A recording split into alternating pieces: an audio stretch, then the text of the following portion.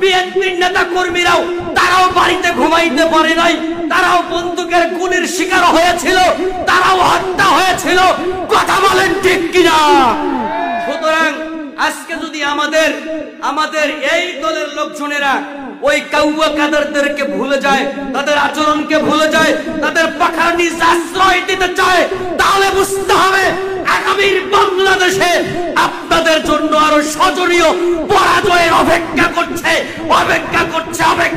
কথা বলে ঠিক কিনা? সুতরাং অতীত আমাদের ভুলে গেলে অতীত আমাদেরকে মনে রাখতে হবে। যারা একবার সবল মারে মনে রাখতে হবে ওই সুযোগ পাইলে আবারও সবল মারবে, ঠিক কিনা? আমাদের শিক্ষা নিতে হবে। তারা কৌশলে আমাদের কাছে নামের লিস্ট নিয়েছিল যে আপনার কোন কোন নেতা কর্মীর নামে মামলা আছে দেন, আমরা মুক্তি দিয়ে দিব। অথচ তালিকা পাওয়ার পর সবাইকে ধরে ধরে জেলে ঢুকাইছে।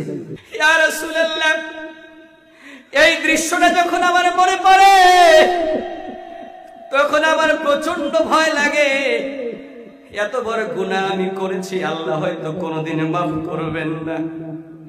আল্লাহ নবী এই ঘটনা শোনার পরে সাহাবারা সহ নবীও কান্দে, সাহাবীরাও কান্দে। আমার নবী বলেন, সাহাবীরে, আমার আল্লাহ যদি জাহালাতের জামানার গুনাহের কারণে, অপরাধের কারণে শাস্তি দেওয়ার আদেশ করত, তাইলে আমি নবী তুমি সাহাবীকে শাস্তির আওতায় নিয়ে আসতাম। নারী স্বাধীনতার নামে কলঙ্কের জোয়ার, নারী স্বাধীনতার নামে কলঙ্কের জোয়ার, একি নারীর অধিকার কখন জানি শেষ হবে এই অশ্লীলতার। বলো কখন জানি শেষ হবে এই অশ্লীলতার।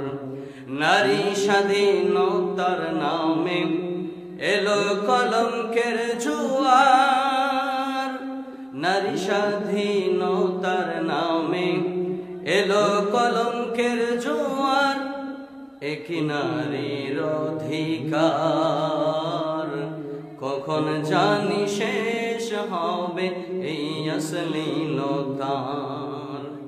ওয়ার্ড কমিশনার থেকে ইউনিয়ন পরিষদে